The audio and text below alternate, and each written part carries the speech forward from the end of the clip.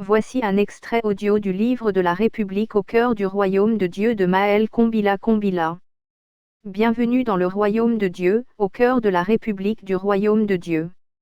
Nous sommes les émirs, c'est-à-dire membres de l'EMS qui est l'Église pour la miséricorde intergénérationnelle, la réconciliation et la restauration par les Écritures saintes. Notre ministère est dédié au salut des âmes, au combat spirituel et à la parole de Dieu. Nous croyons que tous les hommes ont indiscutablement besoin de repentance pour accéder au salut, d'être restaurés après chaque combat, et de parvenir à la réconciliation par une parole qui ne souffre d'aucune injustice. Nous croyons que le salut des âmes passe par la sanctification mais plus ordinairement par la repentance, que le combat spirituel peut conduire à la prospérité de l'esprit mais aussi à la restauration de nombreuses vies, que la parole de Dieu a le pouvoir de réconcilier des familles entre elles, mais également une nation avec Dieu. En qualité d'émirs, nous sommes des créatures et enfants de Dieu établis sur la terre pour être féconds. Autrement dit, concevoir des bonnes œuvres de vie, ou des biens marchands. Pour nous multiplier. Autrement dit, produire en quantité des œuvres de l'esprit ou des biens et services disponibles. Pour nous propager. Autrement dit, à distribuer des produits de qualité libre-service ou destinés à la vente sur les marchés. Pour assujettir. Autrement dit, à gagner des parts de marché face à la concurrence. Pour dominer. Autrement dit, se positionner au-dessus des problèmes que nous vivons et les résoudre de façon pertinente, efficace ou efficience.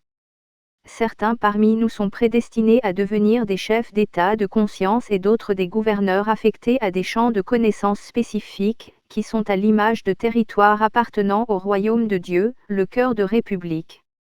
Nous sommes aussi pour la majorité d'entre nous des ambassadeurs du royaume de Dieu, au service de Sa Majesté et détachés dans la République consacrée à la démocratie. Parmi nous il y a des rois, est appelé roi celui qui retranscrit la loi du Dieu souverain, et des princes, celui qui comprend les principes de la royauté. Nous appartenons aussi au peuple de Dieu, qui nous a placés à sa tête. Nous sommes censés les conduire avec intelligence et discernement, au nom de la miséricorde, de la fidélité et de la justice, mais surtout au nom du Père, du Fils, et du Saint-Esprit. Nous œuvrons ouvertement pour le bien-être des humains, que nous exhortons à plus de courage face aux difficultés de la vie, plus de discipline au travail, plus de persévérance dans l'action, et à davantage de résilience dans leurs entreprises quotidiennes.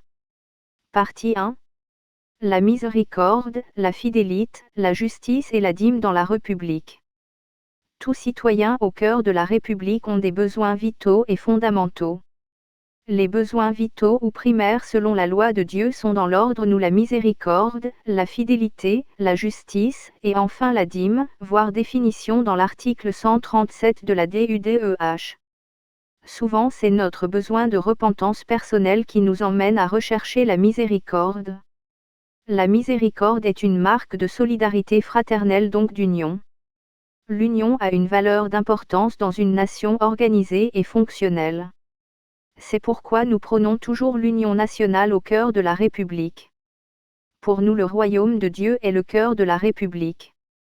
Rappelons que le cœur est la principale de l'angle de la vie, dont la perte peut conduire un être vivant à connaître une mort irréversible.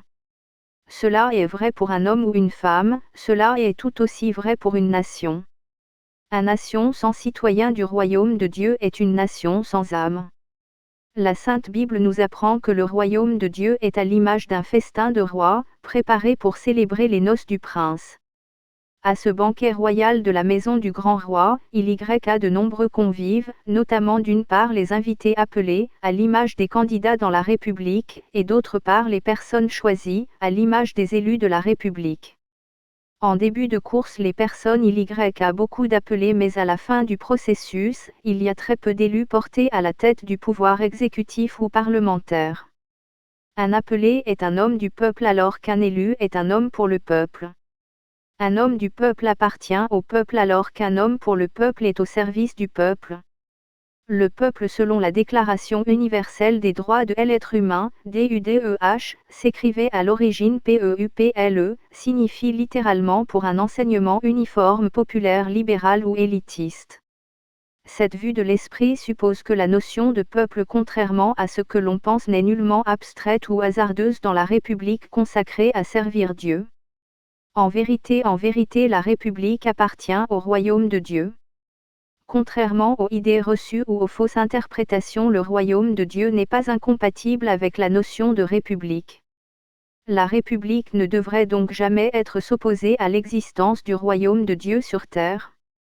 L'un est intimement lié et interdépendant de l'autre. La République n'est pas comparable au royaume de Dieu, car elle est une extension de ce royaume. Le royaume de Dieu est non seulement la pièce maîtresse de la République consacrée à Dieu, mais surtout sa condition d'existence. La République consacrée à Dieu ou en accord avec ses principes et ses lois est complémentaire au royaume de Dieu.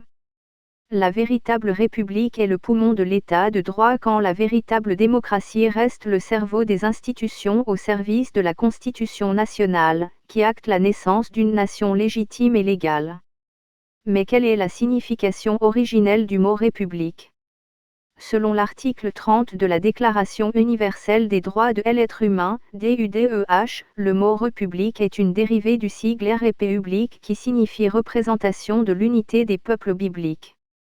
La République est donc le foyer originel des principaux peuples du monde selon la Bible, qui sont les Sémites, descendants de Sem, les Chamites, descendants de Cham, et les Japhétites, descendants de Japheth.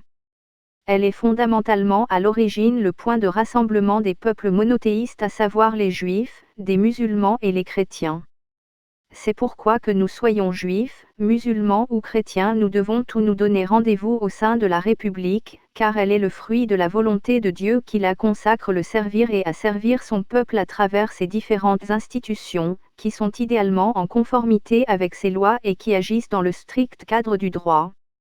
La République consacrée à Dieu est le terrain de vie des croyants mais aussi des athées.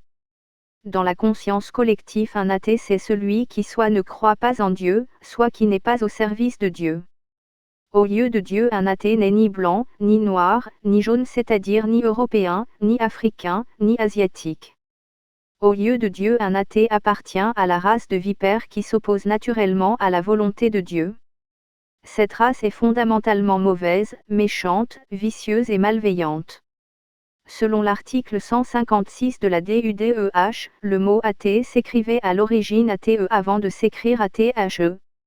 ATE serait le sigle des mots argent, tombe et épée. C'est pourquoi nous pouvons conclure qu'un athée est une personne consacrée à servir l'argent, la mort ou l'épée. Servir l'argent, c'est non seulement être à l'image et semblable à l'argent, mais aussi accomplir sa volonté en priorité ou faire ce qui est dans son intérêt exclusif. Un véritable serviteur de l'argent prie pour l'argent, adore l'argent, vénère l'argent, loue l'argent et évangélise pour l'argent. Généralement, un véritable serviteur de l'argent est un athée en puissance. D'abord parce qu'il applique mal la loi de Dieu en faisant passer la dîme avant la miséricorde, la fidélité et la justice. Il est adroitement qualifié de race de vipères. Ensuite, parce qu'à défaut de tenir tête, de défier, de combattre et de vaincre la mort comme l'a fait Jésus-Christ, il se laisse tenter, effrayer, séduire, dompter et apprivoiser par cette dernière, qui prend autorité sur leur existence et qui lui ouvre la porte non pas du paradis, mais de l'enfer pour l'éternité. Lui aussi appartient à cette race, la race de vipères. Enfin, parce qu'il a tendance à régler ses différends que par l'épée plutôt que par le dialogue, qu'il privilégie la guerre directe plutôt que la confrontation idéologique, applique sans aucun scrupule en priorité la politique de la terreur et qui rejette systématiquement la diplomatie. Dans l'imaginaire commun ou la culture populaire, le peuple consacré à servir l'argent est généralement le peuple juif, descendant d'Israël. Si pour certains l'homme juif est perçu comme ce gestionnaire de talent qui a une mainmise absolue sur la finance mondiale, pour d'autres il est la figure type par excellence de l'avarie. Avarie qui, nous le rappelons, est contraire à l'un des premiers principes de l'orthodoxie qui est la miséricorde. De même pour le monde blanc et pour de nombreuses populations d'origine africaine, celui qui incarne depuis des siècles au mieux l'image du fatalisme, de la servitude absolue à la mort, et qui mène une vie marginale à l'ombre de l'humanité semble être vraisemblablement le peuple noir, qui descendrait de Cham. Celui qui est au service de la mort ne vit pas mais survit. Celui qui est au service de la mort n'a pas le pouvoir de dominer sur elle, de lui résister ou de renaître de ses cendres. Le serviteur de la mort est courtisé, abusé, possédé par la maladie mais accablé par l'espérance et les bienfaits de la vie. Le serviteur de la mort n'a pas suffisamment de moyens pour assurer sa santé ou accomplir ses projets les plus ambitieux. Celui qui est au service de la mort est volontairement maintenu par son geôlier dans un coma artificiel profond, qui le condamne lui et sa descendance à l'assistanat, à la dépendance, et qui le place également à la merci des menaces potentielles intérieures et extérieures. Celui qui est au service de la mort vit dans un monde inférieur encore appelé monde d'en bas ou le monde sensible, qui est à l'image de l'enfer sur terre, d'une caverne préhistorique, d'une tombe à ciel ouverte, d'un cimetière d'esclaves, d'un tiers-monde, d'un berceau pour l'humanité par opposition à une terre de progrès encore appelée nouvelle terre ou terre promise. Parallèlement, pour la plupart des gens, le peuple qui a tendance à faire usage de l'épée serait le peuple musulman qui sont le héritier direct d'Ismaël. Par contre, pour nous émirs, le peuple qui reflète le mieux l'idée, le réveil véritable et total, de la renaissance ininterrompue et complète, mais aussi le progrès inattendu et constant dans le monde et sans contexte, le peuple chrétien. Quel qu'en soit le prix à payer, le chrétien doit rester fidèle à Dieu comme Christ est resté fidèle à nous et en Dieu.